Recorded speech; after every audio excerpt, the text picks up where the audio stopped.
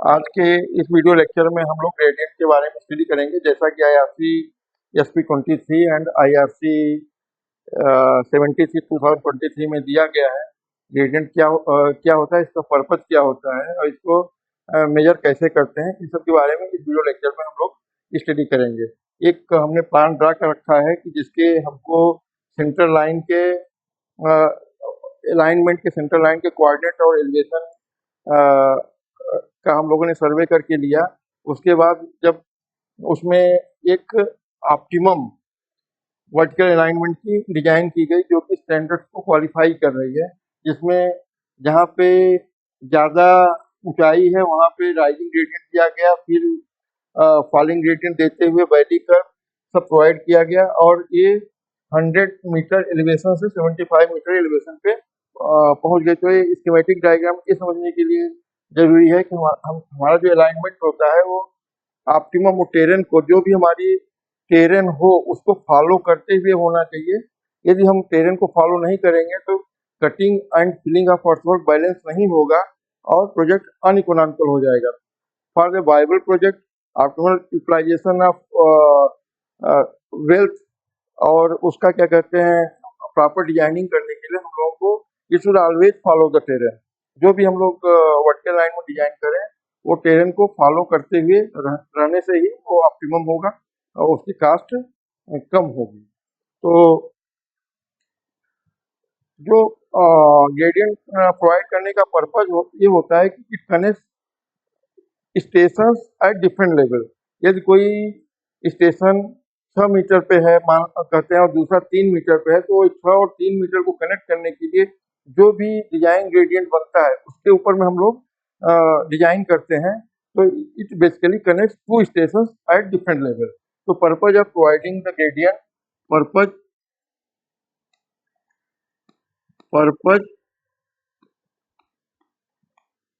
Of providing the gradient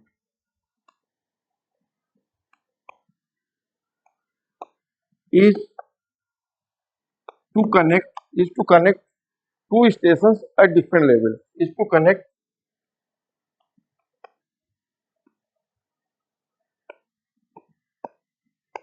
two stations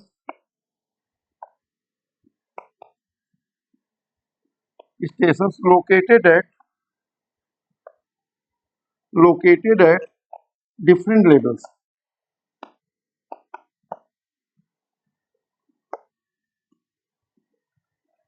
हम लोग देख सकते हैं कि एक स्टेशन ए है जो कि एक लेवल पे है, जैसे हम कहते हैं कि 5 मीटर लेवल पे है।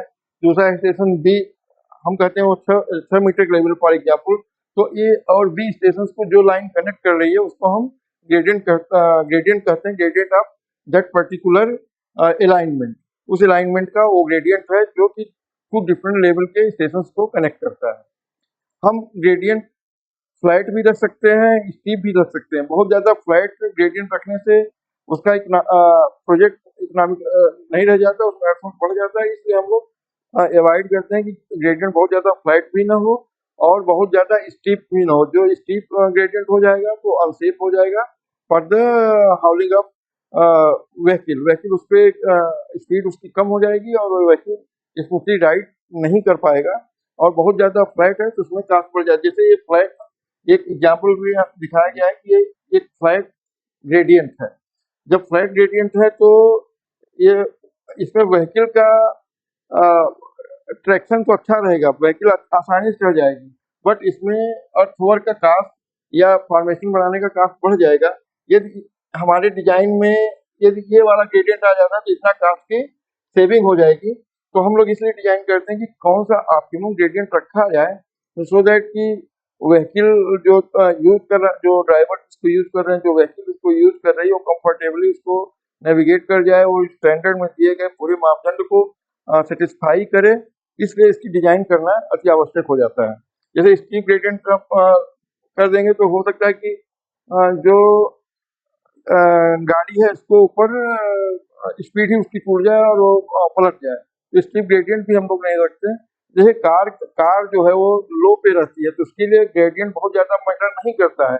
बट जब ट्रक या हैवी गाड़ियां हैं जिनकी सीधी ऊपर रहती है, उनके लिए ग्रेडियंट बहुत ही महत्वपूर्ण होता है। तो जो भी डिजाइन की जाती है वो ट्रक इत्यादि को कंसीडर करके किया जाता है, क्योंकि कार वो लो लाइन होती है, वो ज्यादा स्टीप ग्रेडियंट को नेविगेट कर जाती है। तो हम यहाँ इस ग्राफ में देख सकते हैं, जैसे जैसे ग्रेडियंट 1% ग्रेडियंट है तो लगभग 15% रिडक्शन या 10% रिडक्शन इन स्पीड हो जाता है। जैसे जैसे हमारा ग्रेडियंट जैसे 2% हुआ तो उसके स्पीड में और रिडक्शन हो गया, 3% हुआ तो और रिडक्शन, 4% हुआ तो और रिडक्शन, 5% हुआ तो बहुत ज्यादा रिडक्शन हो गया। और एक समय ये ग्रेडियंट बहुत ज्यादा स्टीप है तो व्हीकल स्पीड नहीं कर पाएगी और में बैक और में कोलैप्स। तो इसलिए वो बहुत ही डिजाइन को ऑप्टिमम रखना पड़ता है, so that all the vehicles, all the standard vehicles जो कि कोड में दिया गया है, इसको हम लोग अलग से स्टडी करेंगे, जो कोड में क्या व्हीकल की साइज और उसके क्या मापदंड दिए गए हैं, उस मापदंड की व्हीकल इजिली कैसे क्या कहते हैं उसको नेविगेट कर जाएगी, उसके लिए डिजाइन किया जाता है। तो ये जो ग्रेडियंट होते हैं व्हीकल की परफॉर्मेंस को इम्पैक्ट करते हैं, उसकी सेफ्टी के लिए बहुत इम्पैक्ट करते हैं, यदि ज़्यादा स्टीप है तो अनसेफ हो जाएगा, और कास्ट ऑफ कंस्ट्रक्शन को भी इम्पैक्ट करते हैं। यदि बहुत ज़्यादा फ्लैट रहेगा तो कास्ट ऑफ कंस्ट्रक्शन बढ़ जाएगी। अब हम लोग ग्रेडियंट को डिफाइन कर सकते हैं, द रेट ऑफ ग्रेडियंट क्या होता है, we can define it, the rate of rise or fall, rise or fall,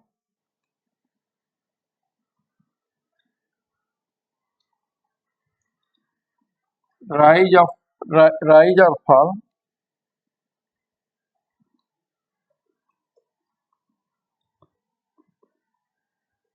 of the road length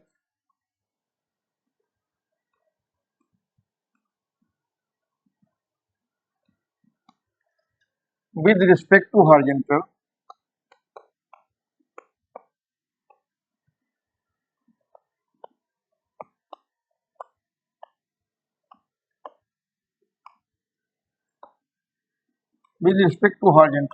horizontal के सापेक्ष में जो भी राइज एंड फॉल होगा, वर्टिकल राइज एंड फॉल होगा, उसको हम ग्रेडियंट कहेंगे। इस टर्म एज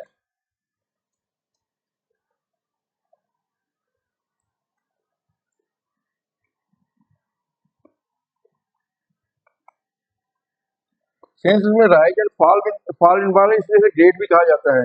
जहाँ राइज एंड फॉल इन्वॉल्व हो जाता है एक के साथ ही दूसरा, तो उसको हम ग्रेड से भी कहते हैं, इसलिए इसका नाम ग्रेडियंट कहा गया। मतलब कि जो फॉर्मेशन लेवल पे, जो रोड के फॉर्मेशन लेवल पे स्लोप होता है, उसको हम लोग ग्रेडियंट कहते हैं। जो फॉर्मेशन लेवल पे लॉन्गिट्यूडनल डायरेक्शन में जिस दिशा में ट्रेवल हम कर रहे होते हैं, वो अप ग्रेडियंट हो सकता है या डाउन ग्रेडियंट हो सकता है। जो भी स्लोप रोड में प्रोवाइड किया जाता है उसको हम लोग ग्रेडियंट कहते हैं।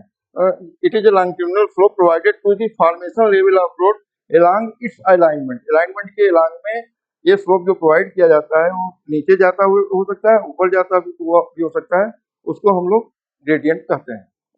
हिंदी में उसको हम लोग ढाल कहते हैं, इसमें इतना ढाल।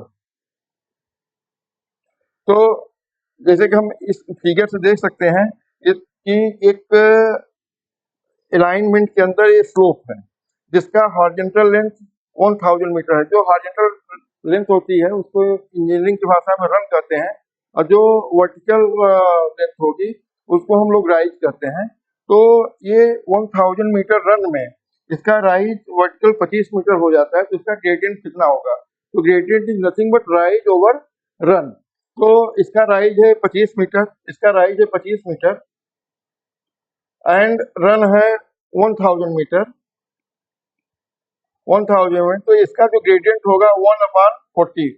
हम लोग इसको 1/40 बोलते हैं, 1/40। इसका जो 40 मीटर में इसका राइज जो है 1 मीटर हो जा रहा है, तो 1000 मीटर में 25 मीटर का इसका राइज हो जा रहा है। इसी रोड में हम जा रहे हैं, उसमें लिखा है कि इसका जो ग्रेडियंट, कहीं बगल में साइन बोर्ड लगा कि 140 है, तो वी कैन अंडरस्टैंड कि 40 मीटर चलने पे 1 मीटर का इसका राइज हो जाएगा।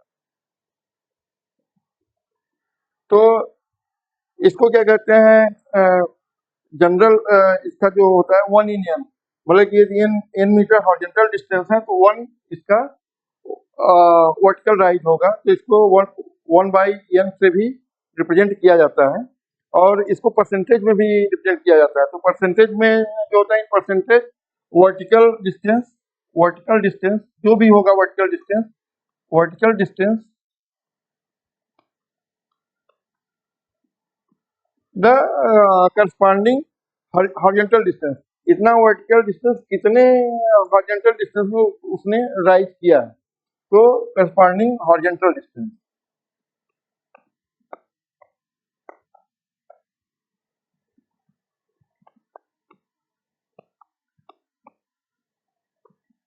into 100, so in percentage vertical distance covered in horizontal length, तो जो भी हॉरिजॉन्टल डिस्टेंस, वर्टिकल डिस्टेंस और हॉरिजॉन्टल डिस्टेंस का जो भी रेशियो होगा multiplied by 100 will be the gradient in percentage.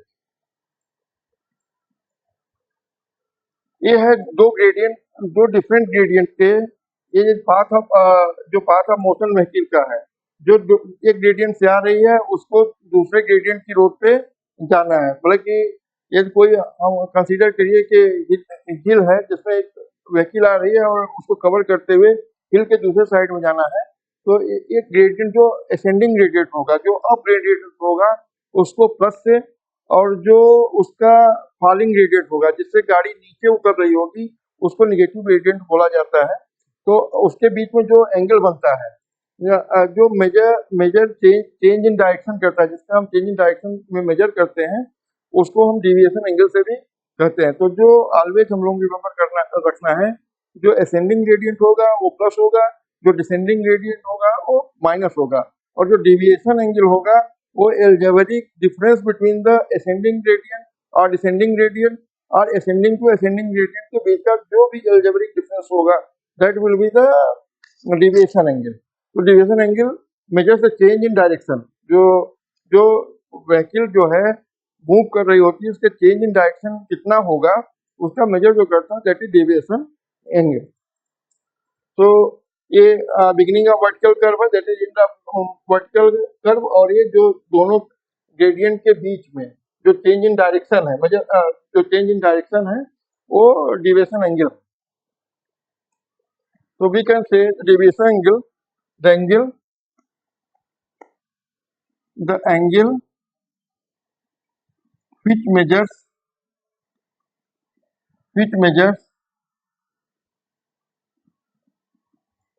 change in direction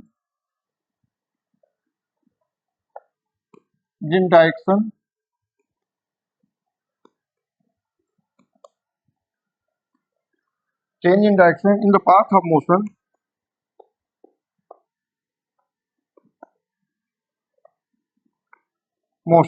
at intersection of two different grades, at intersection of जो deviation angle at intersection of two different grades पे जो change in direction को measure करता है in the path of motion of the vehicle is known as a deviation angle. So at the intersection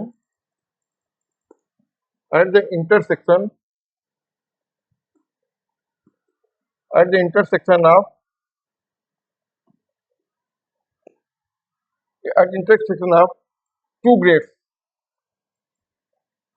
or different grades, at the intersection of two grades, जो भी intersection जो मिल रहे होंगे उनके जो एंगल को मेजर करता है in the direction of motion, उसको हम लोग क्या कहते हैं, डिविएशन एंगल कहते हैं। It is algebraic difference between the grade, तो ग्रेड लाइन, जो भी ग्रेड लाइन है उसके एल्जेब्रिक डिफरेंस को हम लोग डिविएशन एंगल कहते हैं। जैसे कि इसमें हम लोग डिविएशन एंगल एन है, तो एन को हम लोग लिख सकते हैं, N is equal to G ascending gradient is जी1 minus and descending gradient is minus जी2। So algebraic difference between ascending and descending gradient. So G1 plus G2 will be the value of n. तो deviation angle का जो value होगा G1 plus G2 होगा, since G1 is a positive difference, algebraic difference, and descending gradient minus G2, so it has become G1 plus G2.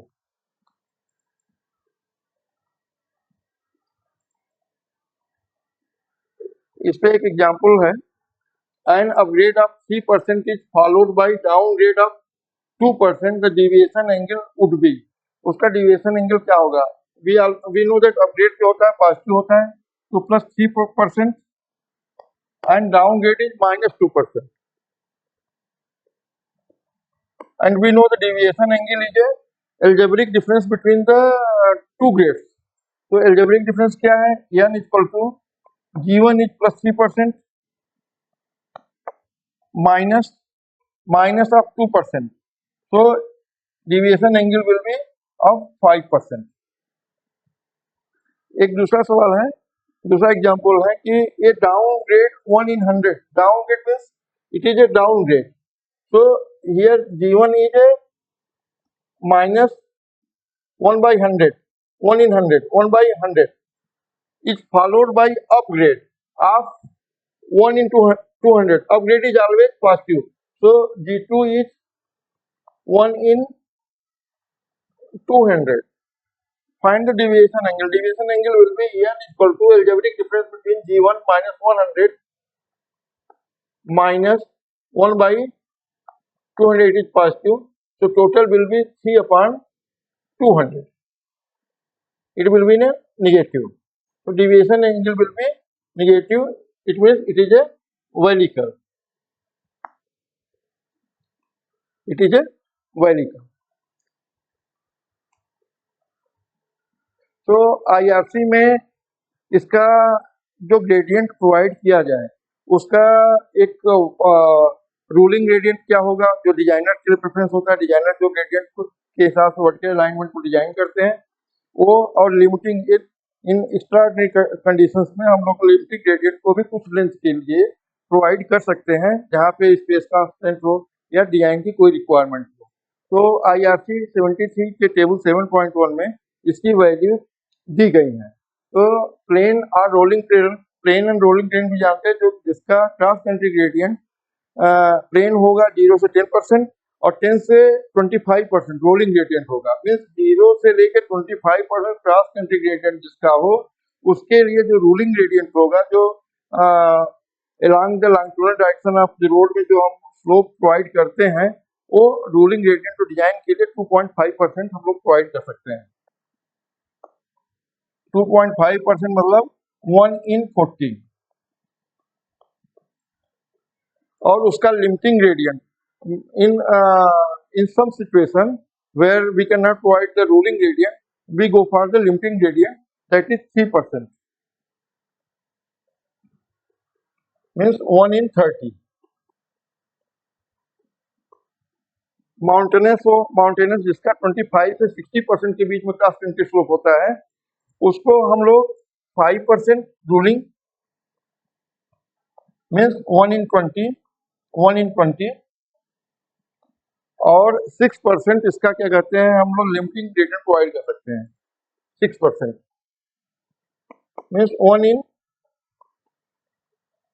in 16.6। और जो steep जिसका cross country slope more than 60% है, वहां पे हम लोग क्या कहते हैं 6%, 1 in 16.6 और 7%, 1 in 14.3 का प्रोवाइड कर सकते हैं। और ये जो एक्सप्रेसवे है, तो हम लोगों को जो रूलिंग ग्रेडियंट है, जो एक्सप्रेसवे में रूलिंग ग्रेडियंट विल बी 2% और उसका जो लिमिटिंग ग्रेडियंट है वो 3% से ज़्यादा नहीं होना चाहिए, यदि हम एक्सप्रेसवे का कंस्ट्रक्शन कर रहे हैं। तो with this video lecture I hope the gradient, जो ग्रेडियंट होता है राइज डिवाइड बाई उसका जो हॉरिजॉन्टल लेंथ कवर करेगा उसको हम लोग ग्रेडियंट कहते हैं। इसको परसेंटेज में भी डिनोट किया जा सकता है, 1 in n में भी दिया जाता है। ये जो वर्टिकल अलाइनमेंट हम लोग किसी भी हाईवे का प्लान करते हैं तो उसमें ग्रेडियंट का बहुत ही बड़ा रोल होता है। डिजाइन कितनी ऑप्टिमम डिजाइन लेके चलना है यदि टेरेन को फॉलो करते हुए, तो हाँ हम लोग अच्छा ग्रेडियंट हम लोग उसके लिए भी प्रोवाइड करते हैं कि यदि कहीं कर्व प्रोवाइडेड है, पानी का जाने का स्लोप साइड में नहीं है, जो उसका नेचुरल ग्रेड है उसे नहीं जाने के लिए है, तो उसके लिए भी हम लोग लॉन्गिट्यूडनल ग्रेडियंट एक नेचुरल 0.3% से 0.5% के बीच में प्रोवाइड करते हैं। यदि ड्रेन बहुत ज़्यादा डीप हो रही है कहीं पे, तो उसके लिए भी हम लोग ड्रेन का 1 मीटर या 1.5 मीटर की ड्रेन हो उसके हिसाब से भी हम लोग ग्रेडियंट को अलाइन करते हैं। तो that all part of design. इसको डिटेल में स्टडी करने के लिए IRC 23 को 1993 को डिटेल में स्टडी करने के लिए रेफर किया जा सकता है। तो थैंकिंग यू वेरी मच।